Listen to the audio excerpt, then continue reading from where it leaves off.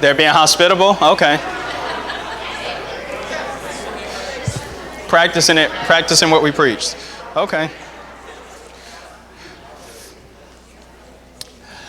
1 Corinthians chapter 8, and that's where we'll begin in a moment. But before we get to 1 Corinthians 8, I know Phil covered 1 Corinthians 7 last week, and I was glad for him doing that, filling in.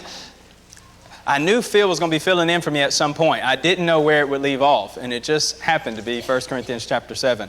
But I just want to make sure, do we have any questions on chapter 7 before we move forward with chapter 8?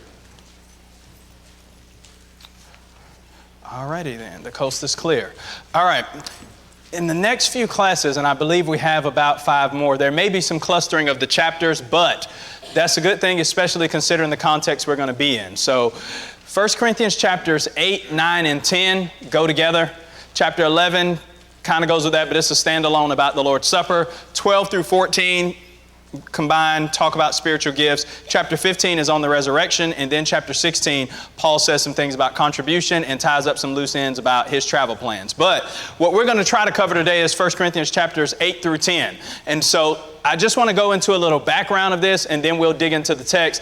It's important that we have some appreciation for what's going on in chapters 8 through 10 so that we can see what Paul's saying and what he's not saying. But it's very practical in our times for dealing with each other with differences. So in 1 Corinthians chapter 8, what you have is in chapters 8, 9, and 10 is really a discussion on Christian liberty. And there would be some individuals who came from this pagan Gentile background, and sometimes they would eat meat that had been sacrificed to idols. And Paul is saying, and the Corinthians are writing to him about certain questions. And now the question is, hey, Paul, now that we're Christians, can we still eat this food that has been sacrificed to idols? After all, it's just what? It's just food. And so in chapter 8, Paul's going to talk about some of this. You've got what we would call the weak brother and the strong brother. The strong brother says, hey, I can do whatever I want. It's just food. It doesn't bother me. And Paul says, okay, some of that's right, but I've got some problems with you going into an idol's temple and eating food that have been sacrificed to idols. They're in there worshiping these gods. They've got sort of a mindset of what's going on as they're doing that. I want you to hold off on doing that. And then in chapter 9, he gives himself as an example. Paul says, look, I'm an apostle and I've got liberties and freedoms, but look at all the things I gave up. I never took money from you, Corinthians. I worked and other churches supported me. I've preached in different places and taken on the local customs of those individuals. Paul is saying, look, I know a lot about giving up personal liberties and freedoms, and I want you to learn from that as well. And then finally in chapter 10, Paul gives this conclusion and then some admonition.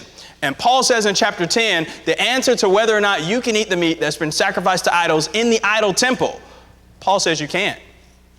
And then he goes on to say, now, however, if you find yourself at somebody's house and they set the food before you, well, you just eat the food. Don't ask any questions.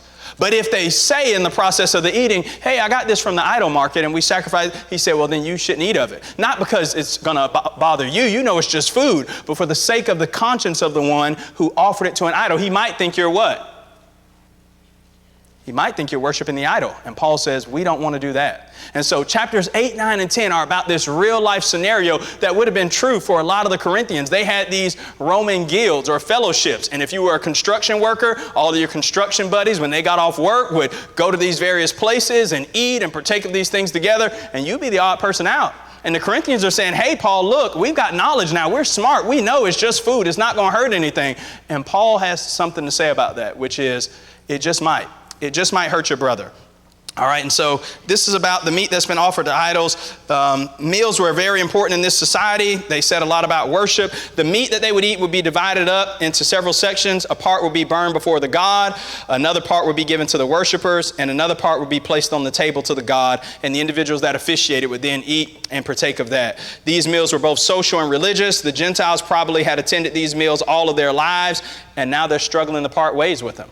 And so can we go into these temples and eat this food or not? That's the question. So let's look at 1 Corinthians chapter 8. It's just 13 verses. I'm going to read it in its entirety, and then we'll get into it.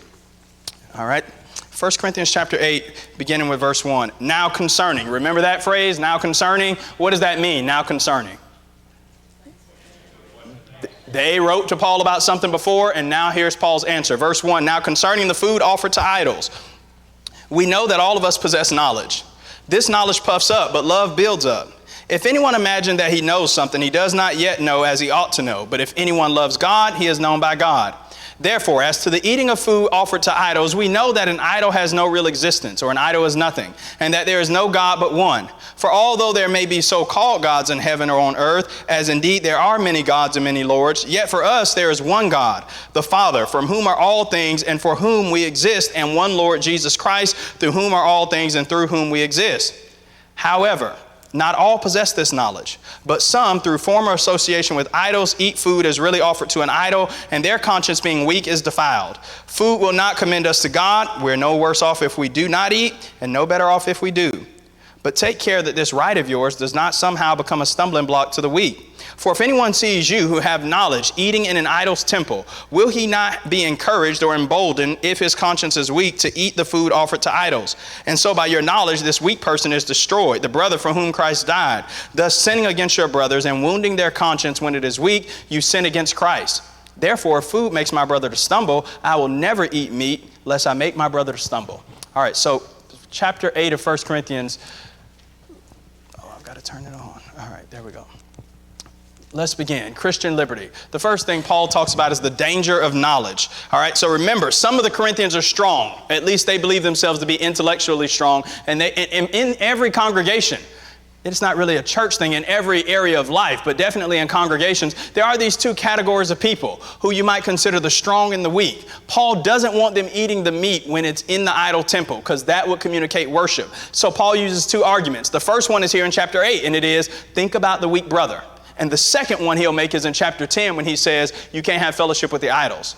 But there are two groups normally, the strong and the weak. The strong person says, I'm intellectual, I'm smart, I know this is wrong, I know it's not anything wrong with it, I can do it. But Paul's saying, hey, that may be you, but notice verse 7. However, everybody doesn't have this knowledge. What about the weaker Christian who sees you in the idol temple? And what is this weaker Christian going to think?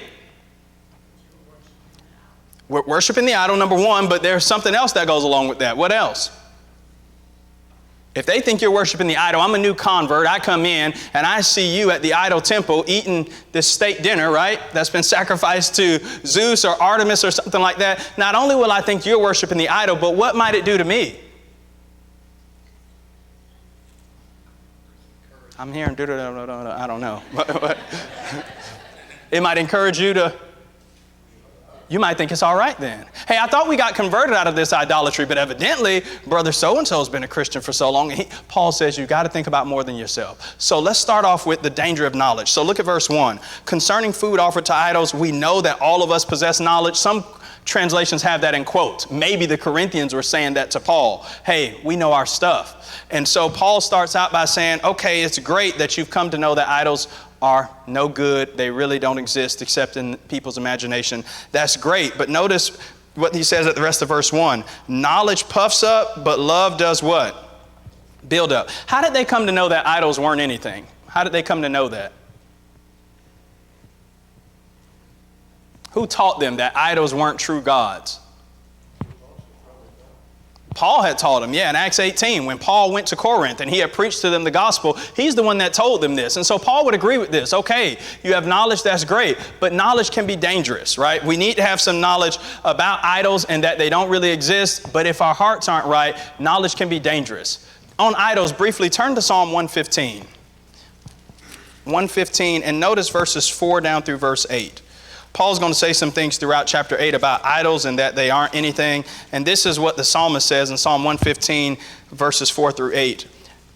Their idols, or the idols of the heathen, are silver and gold, the work of human hands. They have mouths, but they do not speak. Eyes, but they do not see. They have ears, but they do not hear. Noses, but do not smell. They have hands, but they do not feel.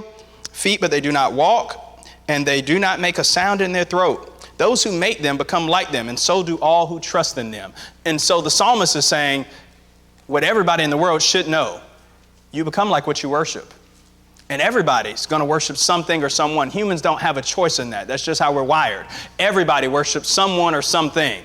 And you're going to become like what you worship. You are becoming like what or who it is that you worship. And so Paul's glad that the Corinthians had done away with idolatry. Hey, the knowledge that you've learned about the true God, that's great news for you. But knowledge can be dangerous. Beware of letting knowledge puff you up. So what's the difference in verse 1? What does Paul mean? Knowledge puffs up, but love builds up. How does knowledge puff us up?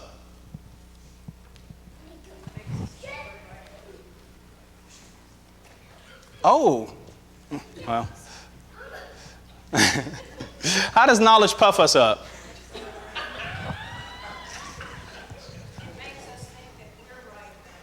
It makes us think we're right about it, everything, okay? Pride. How does God treat the proud person? How does God treat the proud person? What does God say about pride? It comes before a fall. What do we mean when we say this about somebody? As they may learn some things and begin to advance, somebody says, don't get the big head. What does that mean? Don't think you know more than you know. Don't get boastful.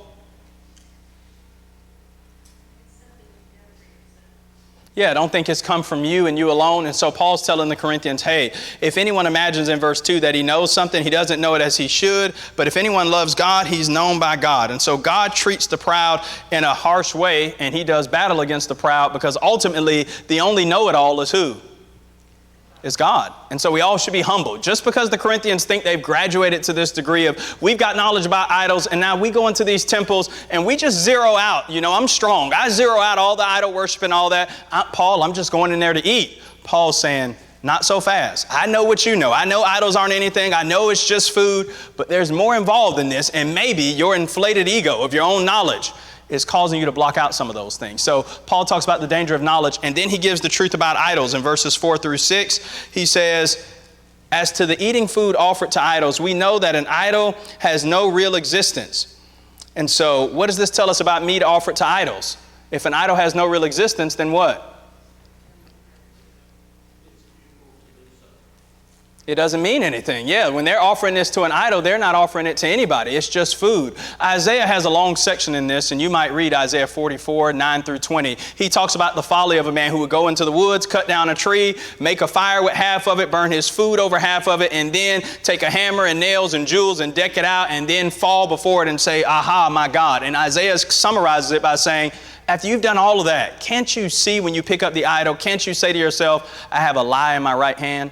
Because you've done all this other stuff. You've made the God. The God hasn't made you. So Isaiah is saying, think through some of these things and don't be so foolish. And so though people worship idols, idols aren't truly gods at all. Verse 6, for us there is one God, the Father, from whom are all things and from whom we exist, and one Lord Jesus Christ, from whom all things and through whom we exist. So far in 1 Corinthians 8, 1-6, whose side does it seem like Paul's on? The side of the strong that says eat it, or the side of the weak who would be concerned about eating it? So far, what do you think Paul is saying?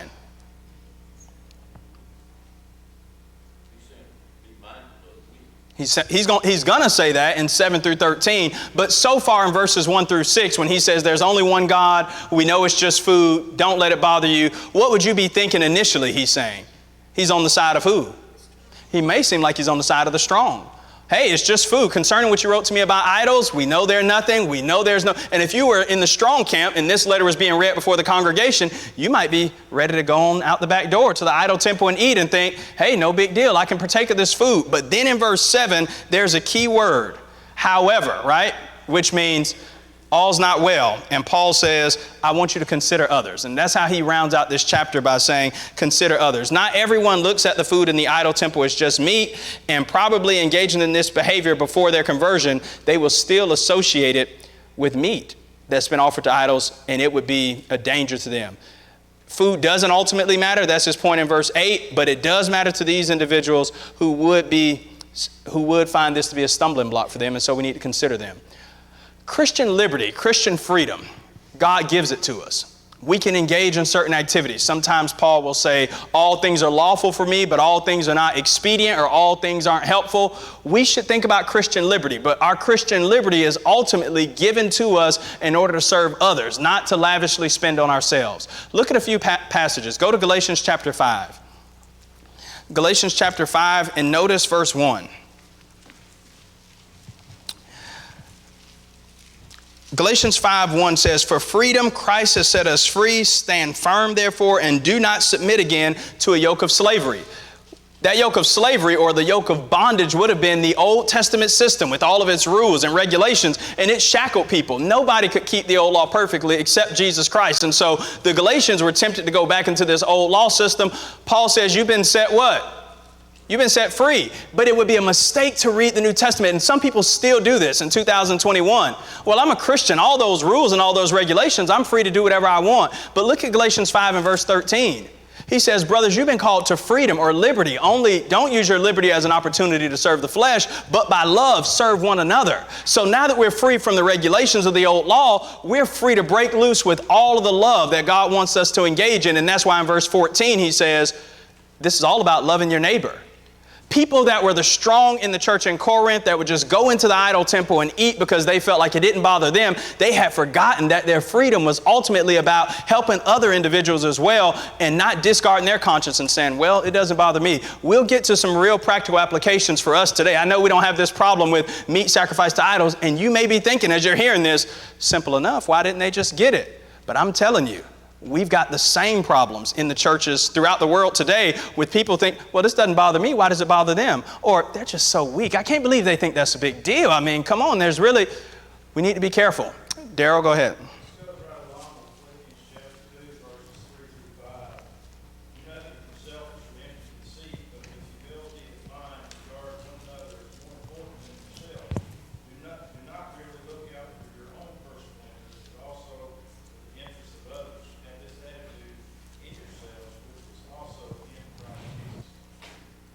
Yeah, that's right. And in Philippians chapter 2, after he says that, he's going to go into what Jesus did, right? He was in the form of God. He offered himself up for us. And so Jesus gave up the glory of heaven and some of his divine privileges to come and die for us. And we should be thinking about other individuals as well, right? I haven't seen as many people in the church doing things that are questionable because they don't care about their brothers. What I've noticed over the years, you don't see some of it anymore because people have grown up.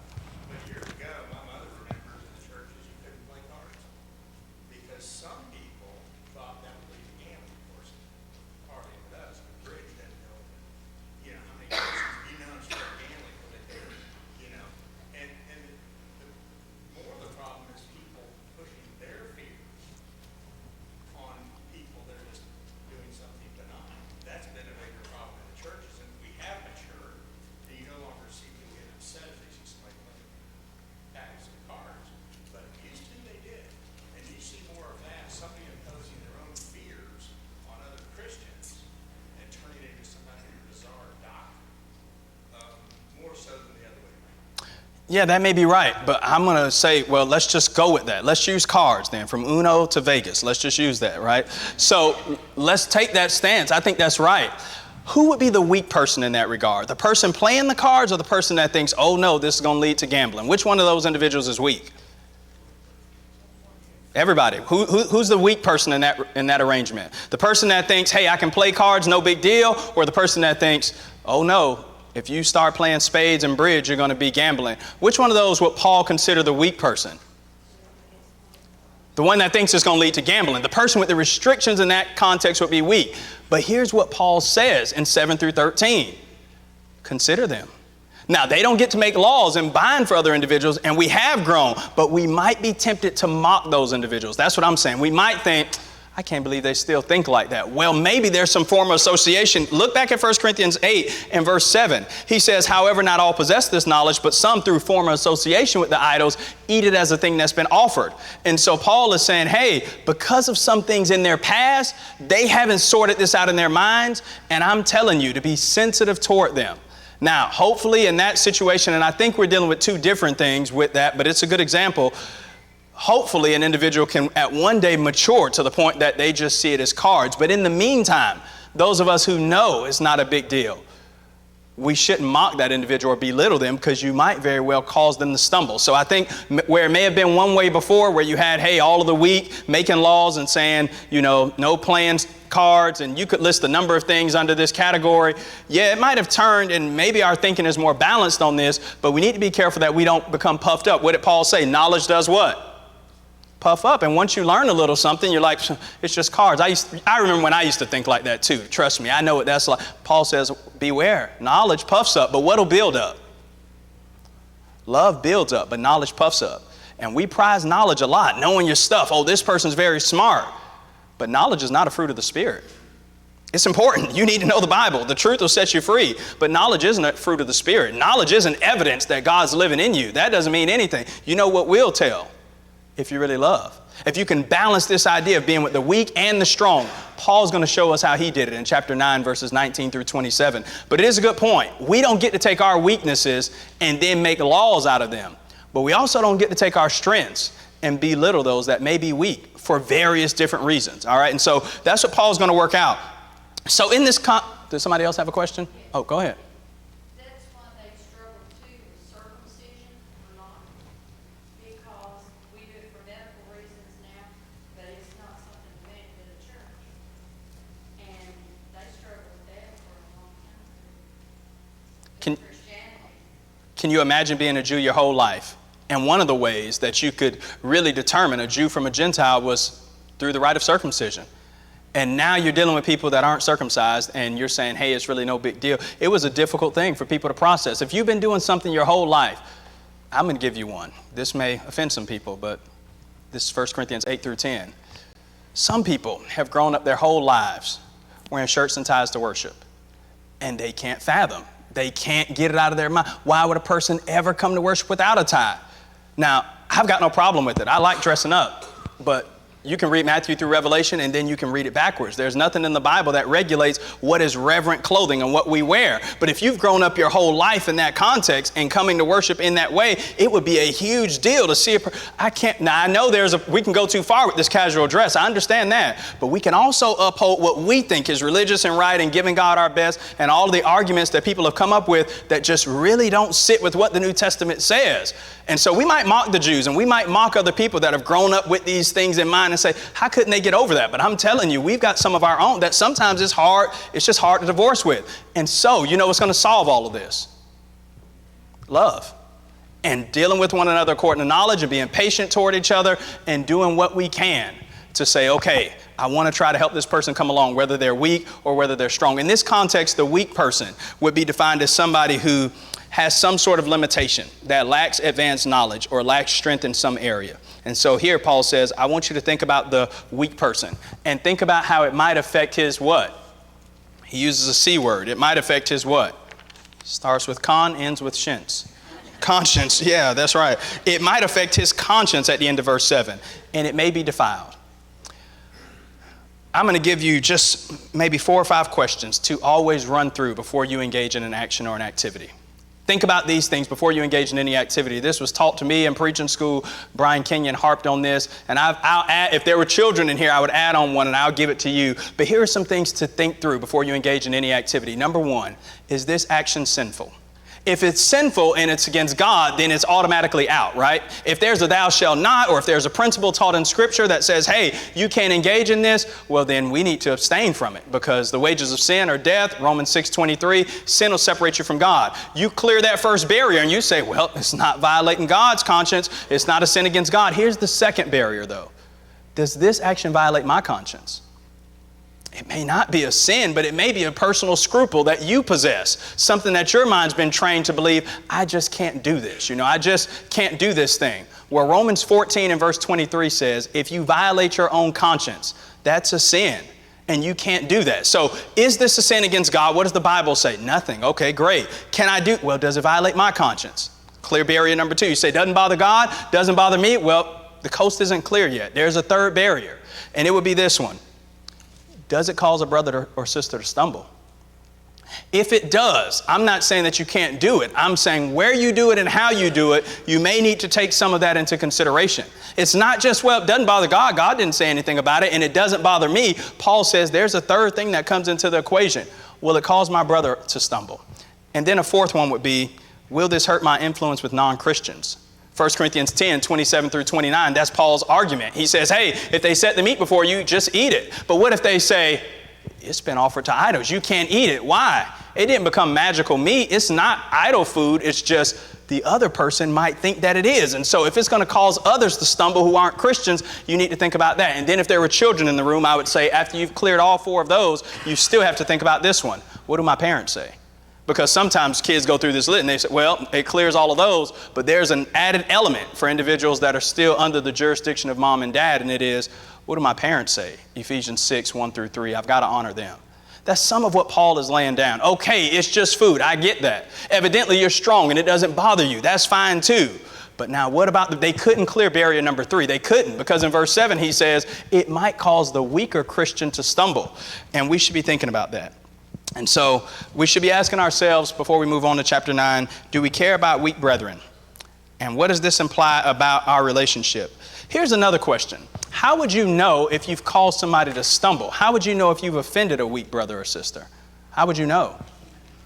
You might not. That's part of it. But how can we find out? How can we get to know? You can ask them. That's one thing. Observation.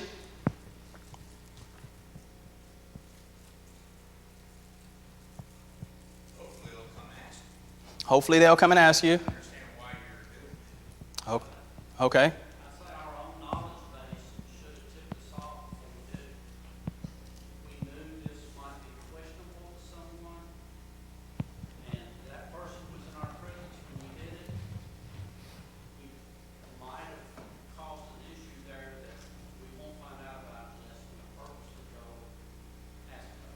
Yeah, okay.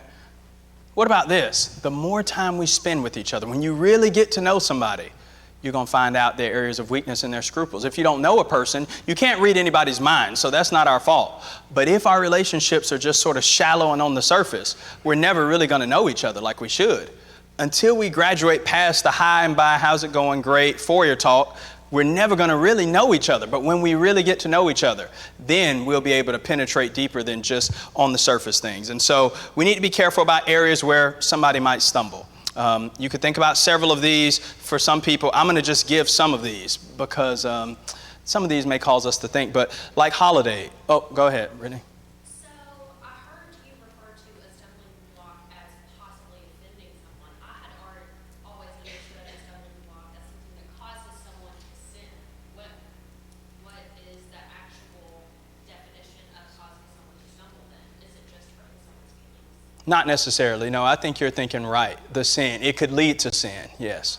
Yeah, the stumbling block could eventually. I was like, whoa, if I have to tiptoe around everyone's feelings all the time, I'm going to have to go up there next Sunday. Yeah, no, you can't. And here is the thing. Let's back up a step and be clear about this. And I think Dwight was getting on this earlier too.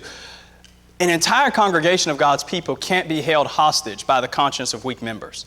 So you can't just say, well, we don't want to offend so-and-so. But the point is, and you bring up a good point and clarify something, you don't want to lead a person to sin, right? We do have to develop thick skin, and we don't want to just tiptoe around one another all the time. But we need to be careful about what might cause somebody to sin. And Paul is saying this meat that's been offered to idols, eating it in the idol's temple. And that's key, because in chapter 10, Paul's going to say something else. And if you don't stick with Paul's thought process, you might think Paul's saying it's either or. Paul's conclusion, so far as I can see it in chapter 10, especially in verse 14, where he says flee idolatry, is that they were not allowed to eat the meat that was in the temple. But when Paul talks about what's going on outside of that arrangement, when he says, look, if somebody offers it to you in their home or something like that, then it's a different matter. You're still not free to eat. There's some questions that you've got to go through, whether or not it's going to be a stumbling block for this individual that thinks you're worshiping idols and a host of other things. But yes, the stumbling block is what will eventually lead to sin. And the hurt feelings discussion is a different one. But yeah, we can't be overly sort of hamstrung by everybody that says something hurts their feelings, or we all would be up there every Sunday, I guess. Yeah. Sometimes people's feelings do get hurt. We need to be concerned about that, but not crippled by it. I think, if you look at Jesus, And then Phil. who did he have the hardest time with? It was the fearful Pharisees and their Torah. That's what gave him the most offense. He was much more adamant against people who had created their own set of laws out of fear to control the people. And then Paul had to deal with the same issues. The Christians that were circumcised, they were wanting all these non-Jews to get circumcised. He had a vicious fight, and they were the ones who had offended their conscience, because these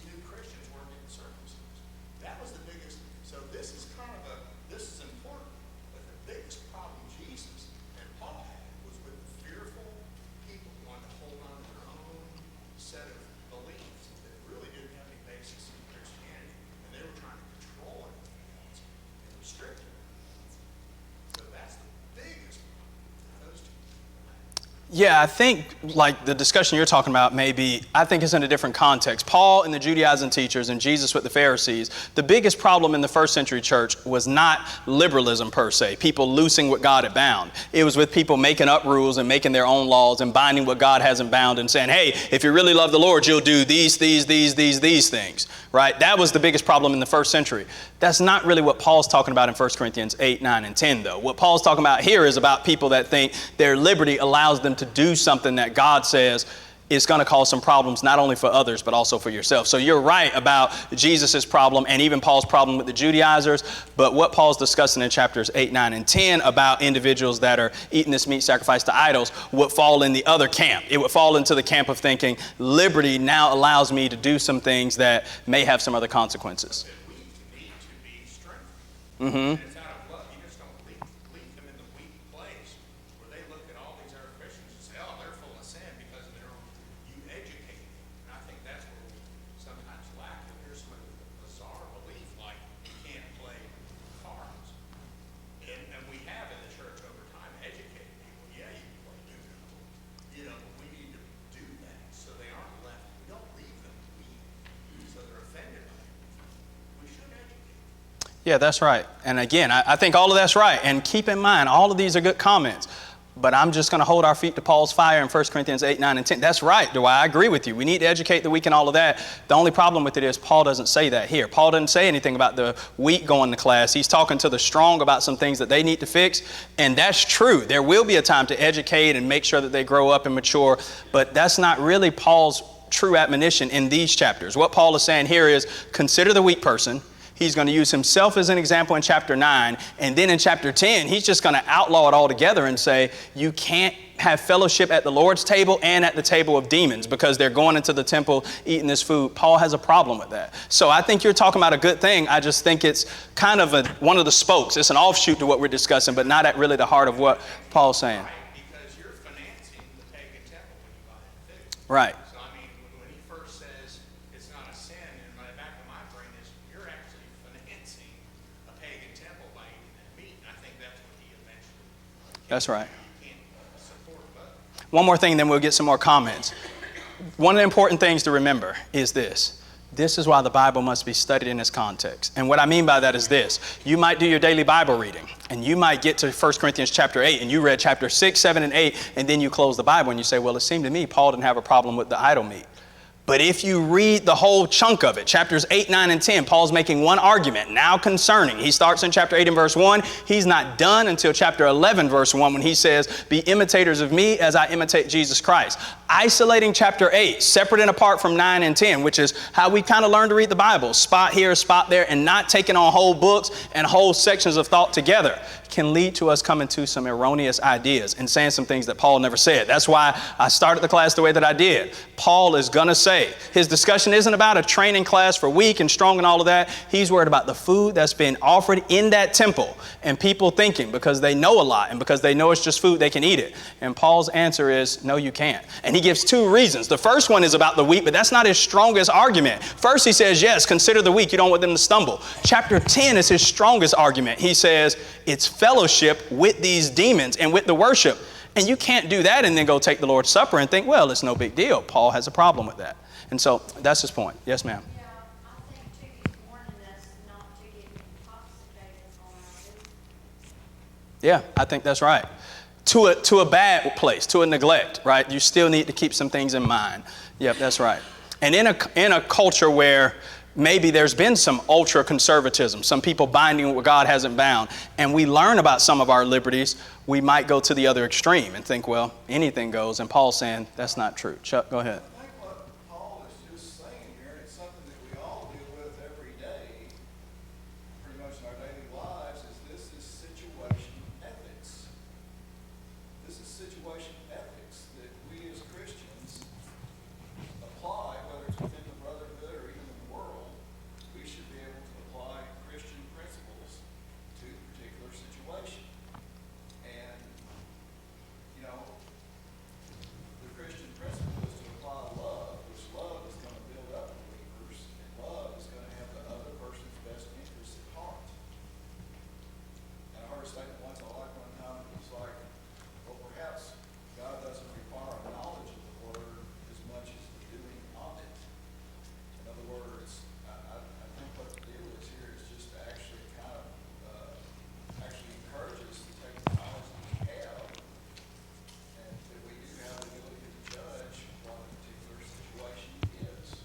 Okay, so there are several things to unpack there. I'm going to go, we got to 11:30, right? Can I say this real quick? Wait, I'm going to get to you, Tom. Mike, let me get to this real quick. The idea of situation ethics, I just want to be clear, and I get what you mean, Chuck, but that's not what most people mean. Situation ethics in the world means you can do this right today and this wrong tomorrow, and whatever the situation is, you do what feels right to you. The New Testament doesn't go along with that. But I get what I know that's not what you meant. I'm just telling you that, yeah, that's just not situation ethics. I wouldn't use that term. But anyway, the idea is that, yeah, we do need to take these principles and live them out. That's right. We do need to take them and apply them to our daily lives. In Romans, the 14th chapter deals with pretty well the same thing, only in the church of Romans in Corinth. And really, he finishes what he said in the 14th chapter, the 15th chapter, first part of the 15th chapter. And if you look at it, Paul is dealing with strategy of dealing with the weak. Because he said in the 15th chapter, we then who are strong ought to bear with the scruples of the weak and not to please ourselves. May each of us please his neighbor for his good leading to education. I cannot deal with someone, I cannot teach someone when I make them mad. I cannot deal with them when they're mad at me. What I'm going to have to do is reach common ground where we can talk together. And if I deal with that, something that's not, that's not a doctrinal matter, and then I can reach them, and then I can open an avenue of conversation with them, and through that avenue of conversation with them, then I can teach them about the things offered to idols. I cannot teach them if I become mad at them, if I become saying, what you're doing is wrong, because what I'm going to do is I'm going to make them mad, and you can't discuss things when you're both mad at each other. So I think what Paul is dealing with is actually a matter of strategy of dealing with the weak. Yes, and then no again, because no offense, but this is just the reality of it. 1 Corinthians 8, 9, and 10 and Romans 14 and 15 are similar yet not identical. Read Romans 14, nothing's mentioned about idol food. In Romans 14 and 15, Paul's dealing with meat versus a vegetarian sort of diet. Paul is saying everything you said in Romans 14. That's exactly right about teaching the weak. Those same principles do not necessarily apply to 1 Corinthians 8, 9, and 10, because in these chapters, there's one additional element that changes the whole discourse, and that is the meat has been offered to idols. That's not brought up in Romans 14, 15. And I know commentators for years have tried to make those things parallel, and there are some similarities, but there are some startling differences. And what Paul is arguing for in Romans 14 is exactly what you're saying. And in chapter 15, he starts out by talking about Christ has bared with the weak, and we should do the same. But in 1 Corinthians 8, 9, and 10, Paul doesn't say anything about strengthening the weak and doing all of that. They're just different contexts with some similarities. But Paul's driving at something different. And so we got to be careful about saying, well, these are two sister passages, and so because of that, the principles are the same. We do need to educate the weak. I'm not arguing that we don't. I'm just saying to us, see what's in the text. Don't see what we think we know, because we're going to read and impose some things on the text that just aren't there. Paul doesn't mention anything in 1 Corinthians 8 through 10 about the weak needing to be strengthened and them being made better, because at the end of the day, in 1 Corinthians 8, 9, and 10, just keep this overall theme in mind. Paul is on the side of the weak because he doesn't want them to eat the meat in the idol's temple. That's his whole point. So what he would argue for in Romans 14 and 15, strengthening the weak, educating them to be better, is exactly right. Great principle. But he wouldn't do that in Corinth because the weak aren't in a bad position. They've got the truth on this. They don't need to eat the meat in the idol's temple, so they don't need to be strengthened and taught better to do better, because the meat is a no-no in Paul's mind. We may have to skip chapter 9 and just go to chapter 10, but that's where Paul says it. You can't eat this meat. It's a no-no. And so principles are similar in Romans 14 and 15 and these chapters, but they're not identical. Paul's having two different discussions in two different contexts. Idolatry is not brought up in Romans 14 at all. It's not Paul's point. He's talking about dietary restrictions. In 1 Corinthians 8, 9, and 10, it's about idol worship. And Paul's saying you can't eat it. He just uses this argument of the weak brother as proof. One example. Why shouldn't you eat this meat? Number one, they're weak people. Why shouldn't you eat this meat? Number two, it's worshiping these idols in the temple. And you can't just do that as a Christian now. If you go in that temple, that's bad for you. You can't do that. That's what Paul's really getting at. And so I just want to keep those things separate. I don't want to be overly technical or stickler, but I don't want anybody to leave with any mistaken notions or false ideas. I think you missed my point, because I agree with you, whether it's things offered to idols or whether it's a vegetarian. Paul is giving a principle here.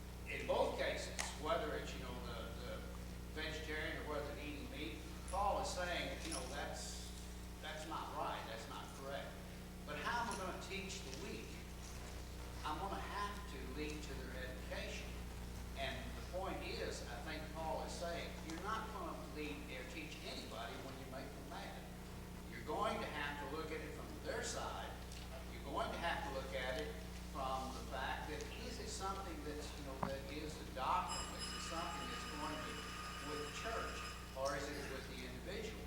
You're going to have to look at the individual and how you need to approach the individual. I think that's what Paul in verse 2 is saying. Let us please his neighbor for his good, leading to his edification.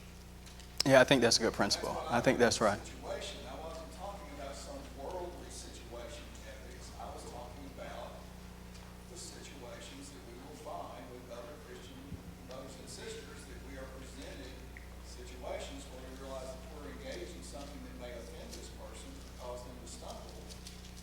And what I was talking about, I actually remember times that we were maybe in a Christian group after church or something that we didn't play cards simply because You didn't want to cause somebody else to stumble. people there who truly thought that was wrong. I remember those instances when I was young. Yeah. So we do. Gathering in a house of people after church, and well, sister, these three people would really be offended at any type of cards. So we chose not to do that because of our respect. So that's what I meant. I wasn't Okay. talking something Good. worldly. All right, now let's finish out the chapter. I think we can get through the rest of chapter 8. If I miss the hand, we'll get to you. Don't worry.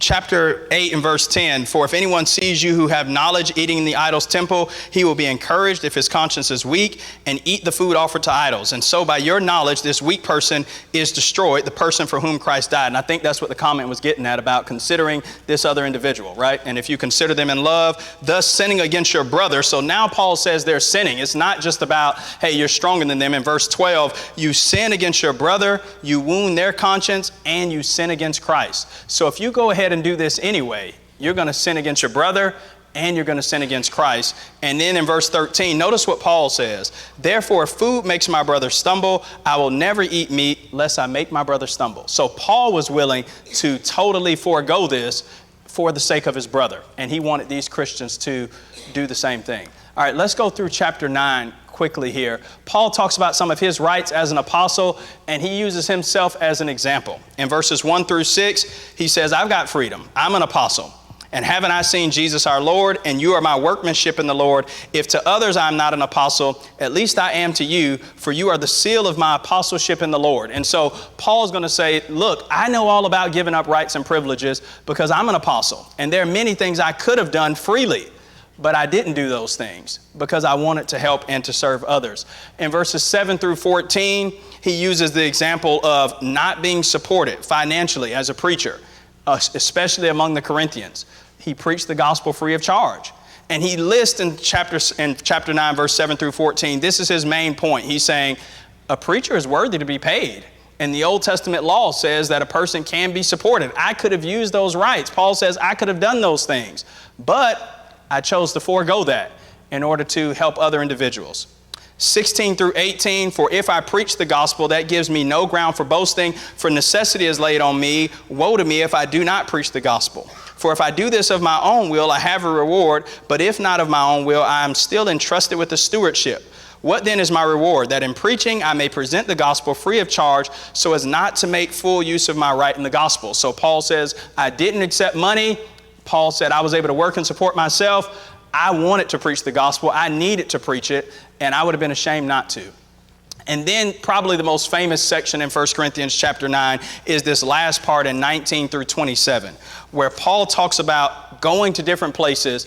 And notice what Paul would do. I'm in verse 19. Remember, this is all about liberty and freedom. Paul says, though I am free from all, I've made myself a servant to all. To the Jews, I became a Jew to win the Jews. To those under the law, I became as one under the law, though not being myself under the law, that I might win those who are under the law. To those outside of the law, I became as one outside the law, not being outside the law of God, but under the law of Christ, that I might win those outside the law. To the weak, I became as weak, that I might win the weak. I have become all things to all people, that by all means I might save some. And I do it all for the sake of the gospel, that I might share with them in its blessings. And so at the end of this, Paul says, when he was around people, he became all things to all men, that he might save some. And he gave it up in order to reach them with the gospel and to be able to proclaim the gospel freely. And we'll stop there really so that we can get into chapter 10 without making a break in the next class. But I appreciate all the comments and all of the discussion.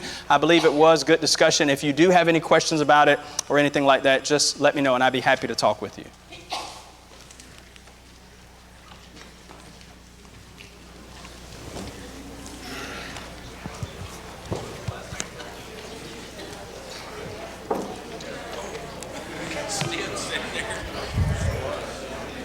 $60 all I need for 6 books. Yeah.